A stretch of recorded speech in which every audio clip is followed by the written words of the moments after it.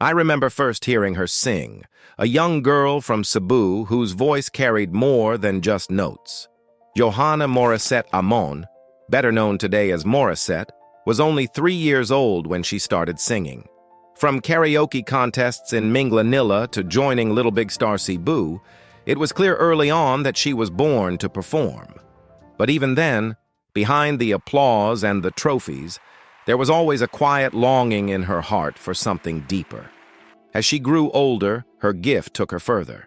She joined Star Factor and became runner-up, then competed on The Voice of the Philippines, where the nation discovered her incredible power. Soon, she was singing on some of the biggest stages, winning awards, performing abroad, and representing the Philippines in the Asia Song Festival. She became known as Asia's Phoenix, able to hit high notes with breathtaking ease. She even sang A Whole New World for Disney's Aladdin and headlined concerts that sold out. On the outside, it seemed she had everything: a rising career, fame, and respect from the industry. But behind the lights, Morissette faced struggles she didn't always talk about. The pressure to always be perfect, the constant comparisons, and the personal battles that came with success. She's shared about the times when life felt overwhelming, when she questioned her worth beyond the stage. What happens when the cheering stops? Who are you when you're not performing? These are the questions that weighed heavy on her heart. Then, something shifted. In her journey, she found herself being drawn closer to God, not just in passing prayers, but in a real, personal way. She began to realize that her voice, as powerful as it was never meant just for her career. It was meant to glorify the one who gave it to her. And on Easter Sunday, April 9th, 2023, Morissette made that public declaration of faith. She was baptized, surrounded by people she loved, surrendering her life to Jesus Christ. That moment wasn't a concert or a TV performance. It was quiet, humble, and deeply life-changing. After that, her music also began to reflect her faith. She signed with Waterwalk Records, a Christian music label, and released her single, Waterwalk. The same voice that once only stunned crowds was now being used to worship, to encourage, and to testify. It's a different kind of stage, a different kind of power, one that doesn't fade when the show ends.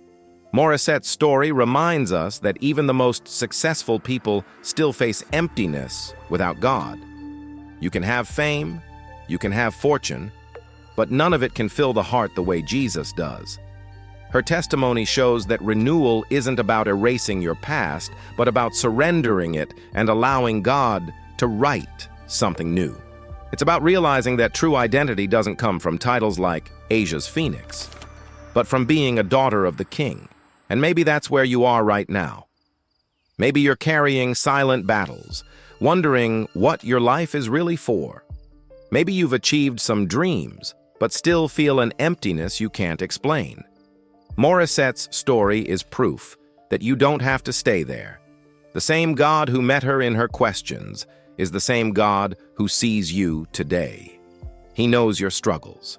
He knows your longing, and He's waiting for you to come to Him.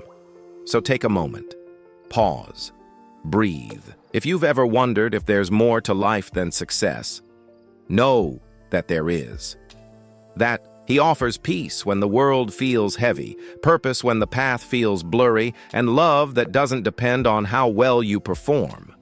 You don't need a stage or a spotlight to find Him. You just need to open your heart. Maybe today can be your new beginning too. Like Morissette on that Easter Sunday, you can make that choice to surrender and let God lead. Say a simple prayer. Lord, I give my life to you, and trust that He will meet you there. If this story touched you, share it with someone who might need encouragement, or simply take a quiet moment to reconnect with God. He's closer than you think, and His arms are always open.